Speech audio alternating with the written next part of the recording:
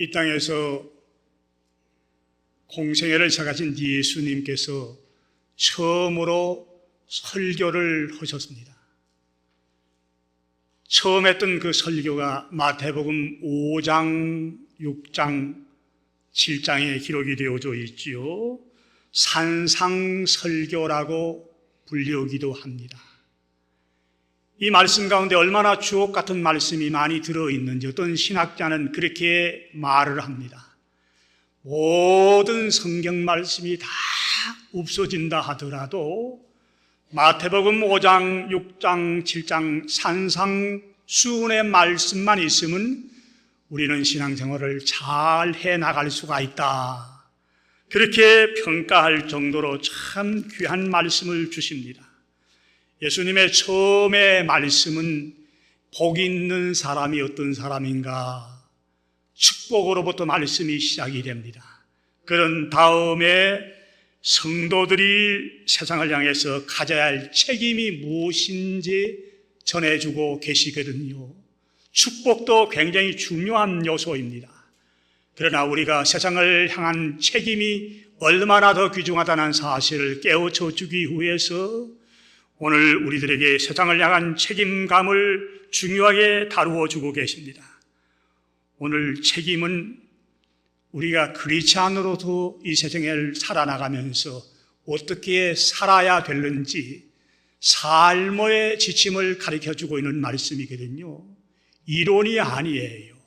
아주 쉬운 생활 지침을 말씀을 해주고 있거든요. 짤막한 말씀이지만은 이 말씀을 묵상을 하면서 우리 자신들을 조명하면서 나는 세상에 어떤 삶을 살고 있는지를 점검하면서 은혜를 나누길 원합니다. 먼저 우리 예수님께서는 너희는 세상의 소금이 되어야 된다. 그렇게 말씀을 해 주십니다. 13절에 나와 있는 말씀이지요. 너희는 세상의 소금이니 소금이 만일 그 맛을 잃으면 무엇으로 짜게 하리요? 후에는 아무 쓸데 없어 다만 밖에 버려서 사람에게 밟힐 뿐이니라. 소금은 사람이 살아나가는데 없어서는 안 될 필수한 물질입니다. 살림살이 하시는 우리 집사님들, 권사님들은 너무너무 잘 알고 있지 않습니까? 우리가 매일 먹고 있는 음식에 소금이 들어가지 않는다 그러면 싱거워서 그걸 먹을 수가 있겠습니까? 요즘은요, 대부분 건강 문제 때문에 사람들이 많이 염분을 줄여요. 싱겁게 잡수시려고 애를 쓰는데 싱겁게 먹는다고 해도 소금이 꼭 들어가야 되지 않습니까? 이 고대 사회에서는요, 소금을 굉장히 귀하게 생각을 했습니다. 그래서 왕궁에서 일하는 사람들에게 월급 대신에 소금을 주었던 일이 있거든요. 지금은 뭐 캐시를 주거나 책으로 그렇게 주는데 그 당시에는 월급을 소금으로 주었던 일이 있습니다. 우리가 받는 월급을 영어로 샐러리라고 그러죠. 샐러리라는 말이 이 솔트에서 나왔다는 이론도 거기서 나왔습니다. 자, 구약성경 에스라 4장 14절에 보니까 그런 말씀이 나와 있네요. 말씀을 영상에 띄워드릴게요. 우리가 이제 왕궁에 소금을 먹음으로 왕이 수치당함을 참아보지 못하여 사람을 보내 왕에게 아뢰오니, 왕궁에서 소금으로 월급을 받고 살아가고 있기 때문에 왕이 어려운 일을 당하는 걸 보고 어떻게 그냥 있을 수가 있느냐. 그래서 사람을 보내어서 왕에게 미리 이걸 알려줘야 되지 않겠느냐. 신하들이 소금으로 월급을 받고 있으면서 이런 마음을 가지고 있었습니다. 그리고 소금은 잘 변치 않기 때문에 사람들과 약속을 할 때도 소금 언약이란 약속을 했었습니다. 소금을 가운데 넣고 불변하는 마음으로 우리가 약속을 하십니다. 자, 역대하 13장 5절에 보면 그런 내용의 말씀이 나와 있어요. 뭐라고 되어 있는지 보실래요?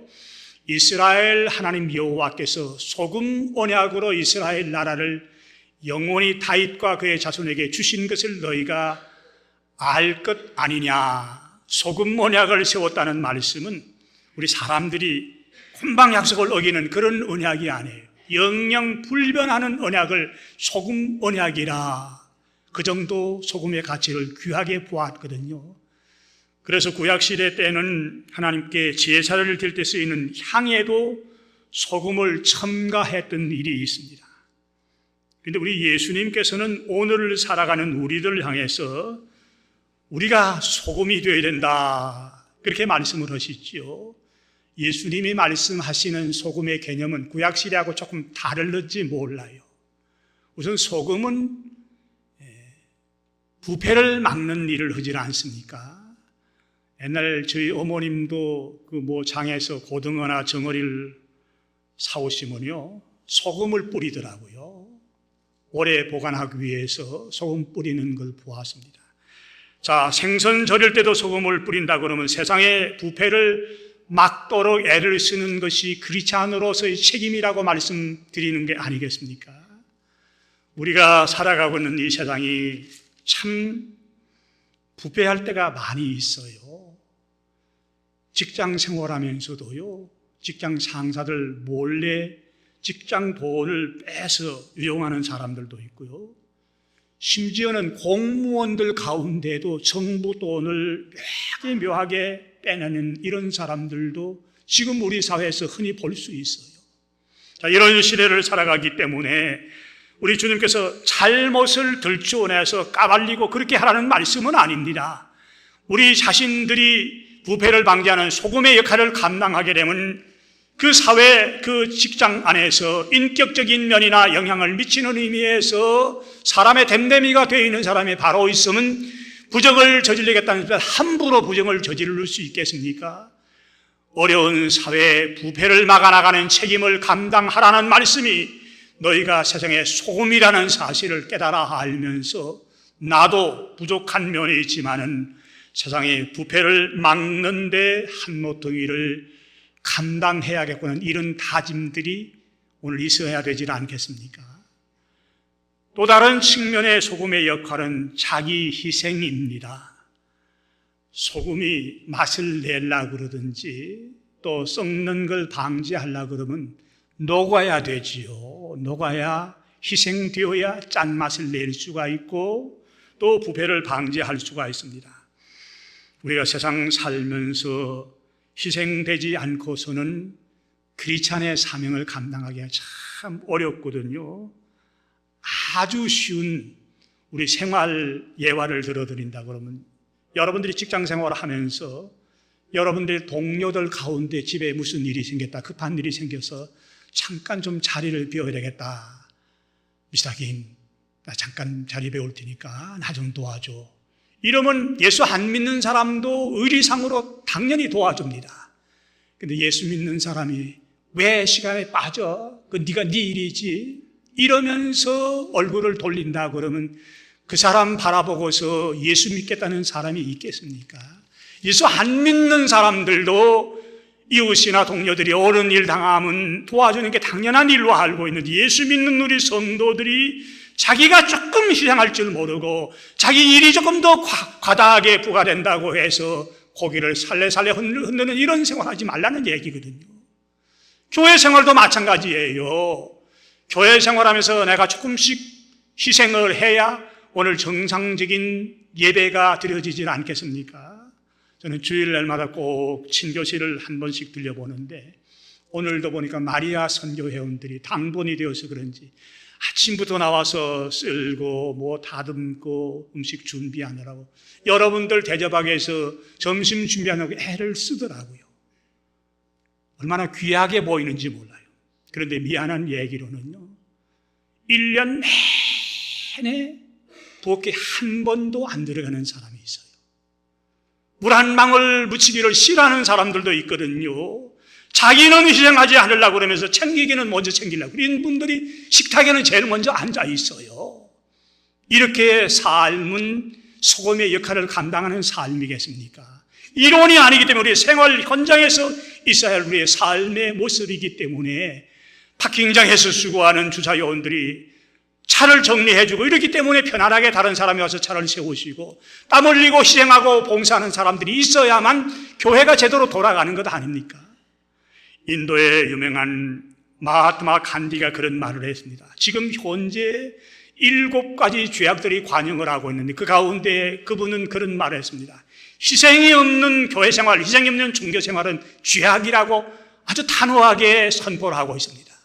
신앙생활하면서도, 교회 생활하면서도, 예배 생활하면서, 종교 생활하면서도 희생하지 않고 교회 생활하는 게 이게 잘못된 모습이기 때문에 주님께서 오늘 나로 하여금 너희들이 세상의 소금이 된다고 말씀하시는 까닭은 내가 섬기는 직장, 내가 몸담고 있는 교회, 내가 같이 생활하는 가정에서 내가 조금 희생해야만 우리 가정이 바로 서고 교회가 바로 서고 우리 직장이 바로 선다는 사실들을 깨달아 알면서 나에게 우리 주님께서 왜 네가 세상의 소금이 되어야 된다고 권면해 주신 그 이유를 바로 깨달아 알면서 소금다운 삶을 살겠다고 마음 다짐하시고 새로운 한 주간의 삶을 시작하시는 여러분과 제가 되기를 예수님의 이름으로 부탁을 드린 것입니다. 두 번째 주시는 교훈의 말씀은 우리가 세상의 빛이 되어야 된다, 그렇게 말씀을 합니다. 14절 15절에 나와 있는 말씀이네요.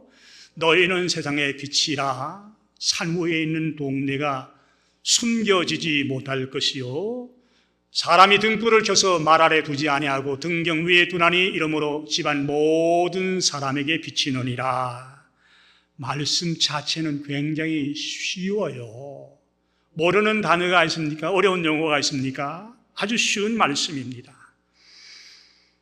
빛은 어두움을 물리치는 역할을 하죠. 여러분들이 외출했다가 방문을 열고 깜깜한 밤중에 방 안에 들어가 보면요, 전혀 구별이 안 돼요.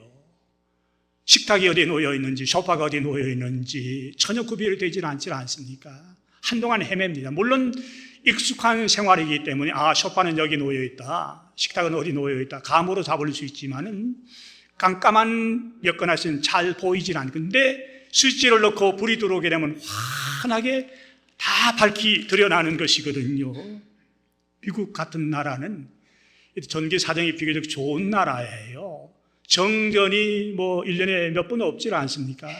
근데 바람이 아주 세게 분다든지 비가 많이 오게 되면 간혹 정전되는 일이 있어요. 여러분도 아마 LA 살면서도 몇 번 그런 경험을 하셨을 겁니다. 정전이 되면 얼마나 불편한지 모릅니다. 갑자기 전기가 나가면요, 물론 챙기기를 잘하는 사람은 촛불이나 이 성냥을 딱 준비해 놓지만은 갑자기 전기가 나가면 깜깜한데 초가 어디 있는지, 성냥이 어디 있는지 더듬거리면서 찾는 이런 사람들 많이 있지 않습니까? 본래 빛이 없으면 참 불편합니다. 근데 예수님이 내가 세상의 빛이라 그렇게 말씀을 하셨거든요. 요한복음 8장 12절에는 말씀 보니까 예수께서도 말씀하시되 나는 세상의 빛이니 나를 따르는 자는 어둠에 다니지 아니하고 생명의 빛을 얻으리라. 9장 5절에 보면 내가 세상에 있는 동안에는 세상의 빛이로다 말씀하셨고, 요한복음 1장 9절에는 내가 참 빛이라 그렇게 말씀을 하셨습니다. 그런데 우리 예수님께서는 우리를 향해서 너희는 세상의 빛이라 그렇게 말씀을 하거든요. 사실은 우리가 빛이 아니에요. 빛이 될 수 있는 자격이 없는 존재들입니다. 그런데 예수님은 우리를 향해서 빛이라고 말씀을 하시는데, 이 말씀 참빛 되시는 예수님을 통해서 빛을 받아서 반사체 역할을 감당하는 빛이라는 말씀이거든요. 우리 스스로가 빛이 될 수 없지만은 예수님의 빛을 받아서 그 받은 빛을 세상에 비춰라, 그런 말씀입니다. 그래서 빛은 음속이나 그 말 아래 두는 법이 없습니다. 말이란 말씀은 우리가 타고 다니는 말이 아니에요. 옛날 우리 시골에서 곡식을 담을 때 한 대, 두 대, 한 말, 두 말 하는 말 있지 않습니까? 불을 켜면요, 그 말 아래 감춰 놓는 사람이 없어요. 저는 한국 시골에서 자란 사람이기 때문에 옛날에 시골 집에서는 호롱불을 썼던 일이 여러분들도 아마 기억하시는 분들이 계실 거예요. 호롱불을 켜면요, 그 벽 옆에 등경이라고 호롱불을 올려놓는 자리가 있어요. 거기 등불을 올려놓아야만 그 빛이 온 방을 비치거든요. 불을 켜고서 큰 밑에나 아래에 감춰놓는 사람이 없는 거예요. 유다 사람의 가정에도 등불을 올리는 등경이 있었거든요. 본문에도 오늘 그 말씀들이 소개가 되고 있습니다. 말 아래 빛을 두지 말아야 할 이유는 그 빛이 비침으로써 어둠을 물리칠 수 있기 때문이라. 우리가 세상에서 빛으로 살아가게 되면요, 어둠이 물러가게 되어 있다는 말씀이에요. 범죄를 연구하는 그 통계학자들의 말을 빌리면 대부분의 범죄는 밤중에 일어난다고 그래요. 물론 낮에도 간혹 그런 일들이 일어나지만 어둠 속에서 범죄가 일어난 확률이 훨씬 더 많습니다. 저도 목회하면서 강도를 2번이나 당했는데 다 밤중에 당했었어요. 한 번은 저 노스리치는 그 대학에서 그 학생들 성경 공부를 인도하고 어느 구역 예배를 인도해달라고 그래서 이제 11월 달인가 아마 그때쯤 되는데 해가 막 기울고 깜깜하게 들어오는 시점이에요. 아마 6시도 안 된 것 같은데, 그래서 그 구역 예배 드리는 권사님의 집 앞에 차를 딱 세우는데 기다리고 있던 흑인들 둘이 딱 와서 권총 딱 들이대는 거예요. 밤중에 한 번 당했거든요. 또 한 번은 저 벨리 지역에 신방하라고 밤 11시에 그 101번 후레이를 타고 내려가다가 101번 후레이 타고 내려가면 그 이스트 LA라고 그 범죄 소굴입니다. 범죄가 많이 일어나는 지역인데 거기서 타이어가 플랫돼서 차가 더 가질 못해요. 한참 헤매고 있는데 그 젊은 멕시칸 청년들이 그 이스트 LA에서 올라와서 한참 살피다가 칼하고 권총을 딱 들이대고, 그래서 자동차도 뺏겼고 우리 차에 타고 있던 3살 먹는 딸도 뺏겼더니 대부분 밤중에 일어났던 일이거든요. 대낮 같았으면 아마 그런 일을 당하지 않았을 거예요. 저는 그래서 빛이 이렇게 중요하구나, 어둠이 이렇게 우리의 마음을 어둡게 하는구나, 저는 생활하면서 체험을 했기 때문에 우리가 빛으로 살아가야 된다는 말씀의 의미를 깨달아 알고 있거든요. 우리 예수 믿는 성도들이 세상을 비출 수 있는 빛으로 살아가야만 세상의 어둠이 물러나갈 수 있는 것이거든요. 그런데 여기서 우리가 간과하지 못하고 넘어갈 중요한 요소가 하나 있는데, 겉으로는 세상의 빛을 받아서 멀쩡하게 살아가는 것 같아요. 그런데 심령 속에 빛이 비춰지지 않기 때문에 매일매일 좌절하고 낙심하고 한숨 쉬고 우울하게 살다가 결국 자기 스스로 목숨을 끊어버리는 사람들이 많이 있어요. 한국 같은 나라가 더 심하거든요. 우리의 책임도 있다고 생각을 하지 않습니까? 제가 어떤 이메일을 보니까요, 지금 우리 경제협력기구란 OECD라는 나라가 구성이 되어져 있는데 그 가운데서 한국이 자살률이 제일 높은 거로 통계가 나와 있는데, 그게 언제부터 나온 통계는 2004년도부터 2012년도까지 9년여간 동안 한국의 자살률이 OECD 국가 가운데 제일 높은 비율로 나와 있거든요. 좀 창피한 비율 아닙니까? 오늘 통계를 보니까요, 한국에서 하루에 자기 스스로 목숨을 끊는 사람이 딱 하루에 42.6명이라고 나와 있어요. 43사람이 하루에 목숨을 끊는데요, 얼마나 많은 사람들이 심령 속에 빛이 비치지 않기 때문에 이걸 이겨내지 못하고 스스로 목숨을 끊어버리는 이런 상황에 처해 있거든요. 지난 목요일 날 저희 교회에서 그 카우니의 정신건강센터에서 세미나를 인도해 줬는데 많은 분들이 오셨어요. 거기 나온 사람의 통계를 보니까 우리 LA 카우니, 우리가 살고 있는 이 지역에도 한국 사람들이 자살하는 사람들이 늘어가고 있대요. 깜짝 놀랐습니다.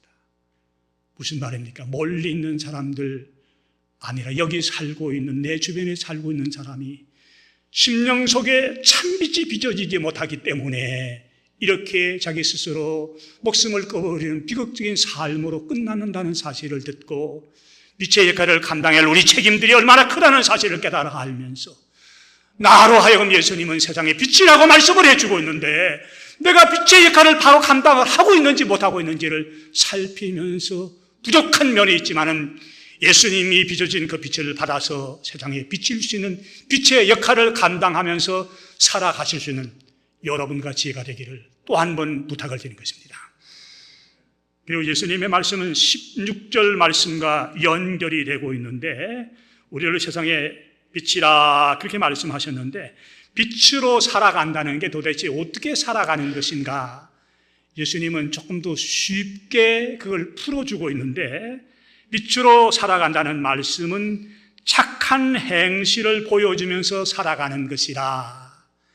이웃에 있는 이웃들에게 우리의 착한 행실을 보이면서 살아가는 것이 빛으로 살아가는 길이래요. 그렇게 우리가 삶은요, 하나님도 아주 흐뭇하게 생각을 하시고 하나님이 미소를 띄우실 때요, 평안교회 아무개 권사가 그렇게 살아가고 있구나. 아무개 집사가 그렇게 살아가고 있네. 하나님이 얼마나 흐뭇하게 생각을 하시겠습니까? 깜깜한 밤중에 등불을 켜서 등경 위에 올려놓아야만 그 빛이 방 전체를 비칠 수 있는 것과 마찬가지로 우리의 착한 행실이 보여져야만 어둠이 물러나갈 수 있다는 이런 논리가 아니겠습니까? 오늘 우리 예수 믿는 성도들은 다른 사람에게 영향력을 미칠 수 있는 삶을 살아야 되거든요. 그래서 말하는 것도 참 조심하셔야 돼요. 행동거지 하나도 조심을 해야 되거든요. 여러분들이 크리스찬이라는 걸, 여러분들이 평안교회 재직이라는 걸 알고 있는 그 사람들이 여러분들의 행동을 얼마나 많이 주시하겠습니까? 그 사람들하고 똑같이 산다 그러면 당신이나 나나 다른 게 하나도 없네, 뭐 예수쟁이 별 볼 일 없네, 이러면서 코웃음을 치고 오히려 우리를 향해서 손가락질 하는지 몰라요. 그렇기 때문에 예수 믿는 사람으로서 말 한마디 삼가 조심하셔야 되고 행동 거지도 조심해야 된다. 이거 염두에 두고 살아야 됩니다. 요즘은요, 전도하기가 참 어려워졌어요. 뭐 노방전도해서 교회 오는 사람이 별로 없어요. 전도지 돌려드리고 CD 나눠주고 그거 받고서 교회 오는 사람이 없거든요. 지난 주간에 여러분들에게 태신자를 작정하라는 카드를 나누어 드렸는데, 여러분들이 작정할 태신자들은 여러분들하고 멀리 있는 사람이 아닐 거예요. 가까운 사람들, 뭐 친구의 친구, 가족의 가족, 뭐 사돈의 팔촌 다 아는 사람들이기 때문에 그분들 앞에 여러분들이 삶으로 착한 행실을 보여주어야 돼요. 저 친구 보니까 나도 교회 가고 싶은 마음이 생기네. 이렇게 되어야 전도가 맡겨 들어갈 수 있지. 전도지 한두 장 돌려가지고 그거 받고 교회 나온 사람이 드문 시대를 맞이했거든요. 우리 삶으로 보여줘야 된다. 제가 잘 알고 있는 장로님 한 분 가운데 김 장로님이라고 계세요. 풀네임은 제가 말씀을 안 드리려고 하는, 그분은 한국에는 한국 도자기 미주 지사장으로 발령을 받고 LA로 오신 분이에요. 처음에 이제 지사를 설립하다 보니까 뭐 직원들이 몇 명 안 되지요. 요 사무원들 전화 받는 사람 대여섯 명 있는데 그 직원 가운데 소위 말하는 KS 마크를 가진 아주 벤질벤질하는 친구가 한 친구 있었습니다. 그분은 경기를 나오고 서울대학을 나왔는데 화공학을 전공한 사람이기 때문에 기독교에 대해서 굉장히 부정적인 면이 많아요. 비판적이고 교회를 부정적인 시각으로 바라보는데 전도하려고 그러면 안 맥혀 들어가요. 얼마나 반질반질하고 그런지 안 맥혀 들어가는데 몇 주 이후에 그 양반이 교회를 나왔어요. 그래서 제가 얼마나 반갑겠습니까? 그래서 그때 그분이 미스터 황인데, 아니 황생님 어디 교회를 나오셨네요. 그러니까 머리를 긁적긁자니 저는요 우리 지사장님 인격에 감동을 받고 교회가 어떤 곳인지 알아보게 왔습니다. 지사장님은 자기 상사예요. 직장에서 아래 사람을 부리는 상사가 이 인격적으로 대하기가 어려워요. 어떤 데는 잘못하면 직원도 막 야단도 쳐야 되지 않습니까? 큰 소리도 하고 신경질도 막 부리고 이렇게 그들을 다루어야 할 이런 판인데, 그 장로님이 얼마나 인격적으로 직원들을 대하고 인격적으로 가게를 운영을 했으면 그런 분이 감동을 받고 나왔다. 저는 그 장로님 지금도 존경을 하는데 저희 교회도 그런 장로님이 좀 많으면 좋겠습니다. 그런 권사님이 좀 많았으면 좋겠어요. 그런 집사님이 좀 많았으면 좋겠다는 생각이 듭니다. 왜 그런가 하면 우리의 삶의 현장에서 미치는 영향이 아주 크거든요. 그렇기 때문에 우리가 만나는 사람들에게 착한 행실 보여주는 것이 비추는 생활이에요. 내가 빛이 아닌데 내가 어떻게 빛으로 삽니까? 이렇게 반문하는지 모르겠는데 예수님은 이걸 풀어주면서 너희들 착한 행실 보여주는 게 그 빛으로 살아가는 길이야. 그거 가르쳐 주질 않습니까? 제가 알고 있는 그 목사님 한 분이 지금 LA에서 웨스턴하고 육가입니까? 그게 뭡니까? 그 극장에서 한경직 목사님 일대기를 영화로 만들어 지금 상영을 하고 있어요. 그래서 그 교회는 광고래가 전 교인들이 다 보라고 했었는데 같이 보고 왔는데 감동을 많이 받았습니다. 목사님도 한번 가보십시오. 그래요. 저는 지금 가보질 못했는데 그러면서 그 목사님이 자기가 씁쓸한 생각을 느꼈다 그래. 그게 뭐냐 그러니까 같이 영화를 보고 왔던 성도들은 아유 우리 목사님도 한경직 목사님 같이 살았으면 좋겠다. 그런데요 자기네들이 한경직 목사님 같이 나도 그렇게 살아야지 그런 생각을 하지는 않고서는 목사님만 그렇게 살아주기를 바라는 거예요. 또 목사님은 성도들이 그렇게 살아야지. 오늘 우리 주님께서는 특정인을 향해서 주신 말씀이 아니에요. 저에게도 주신 말씀이고 여러분들에게도 주신 말씀이기 때문에 아무개에게 특별한 사명을 줘서 주신 말씀이 아니라 오늘 예수님의 제자로서 크리스찬으로 살아가는 우리들에게 전체적으로 공통적으로 주신 교훈이라는 말씀을 기억하면서 이제 예배가 끝나면 여러분들 세상으로 나가서 또 살아야 할 몸들 아닙니까? 계속 교회 안에서만 살 수 없는 몸들이에요. 세상에 뛰어들어서 살아야 할 몸들인데 세상에 뛰어들 우리들이 소금의 역할을 감당하라, 빛의 역할을 감당하라는 주님의 말씀을 묵상을 하면서 되새김질하면서 그렇구나. 주님이 하달 것 없는 나에게 소금의 사명을 감당해 주었구나. 소금이 그 맛을 잃어버리면 쓸데없어서 밖에 보립을 받고 나중에 사람의 발필 뿌리라고 주님 말씀하셨기 때문에 내가 소금 노릇 감당하면서 내가 희생하고 내가 부패를 방지하고 빛의 역할을 감당하면서 착한 행실을 보여줌으로 다른 사람들이 그 행실에 감동을 받고 주님께로 나올 수 있는 이런 삶을 살아야겠구나 다짐하시면서 부족한 줄 알지만 모자란 줄 알지만 일주일 내내 이 말씀 붙으시고 이 말씀대로 살겠다고 마음의 새로운 다짐들을 가지시는 여러분과 제가 되기를 주님의 이름으로 부탁을 드린 것입니다. 사랑하시는 아버지 하나님, 주님 쉬운 말씀으로 저희들 향해서 너희들은 세상의 소금이다, 너희들은 세상의 빛이다. 빛으로 살아가는 건 다른 게 아니라 착한 행실을 다른 사람에게 보여주는 것이라고 말씀을 해주셨는데 주님 이 말씀 받았습니다. 어려운 말씀인 줄 알지만 우리의 삶의 현장에서 이 말씀대로 살아보겠다고 마음에 다짐을 하면서 세상에 많은 부패를 방지할 뿐만 아니라 내가 조금씩 먼저 양보하고 희생할 수 있는 희생의 아버지 하나님의 소금이 되기로 하시고 착한 행실을 비춰줘서 우리 착한 행실을 보고 찾아오는 성도들이 늘어날 수 있도록 우리를 써 주시옵소서. 예수님 이름으로 감사하며 기도드리옵나이다.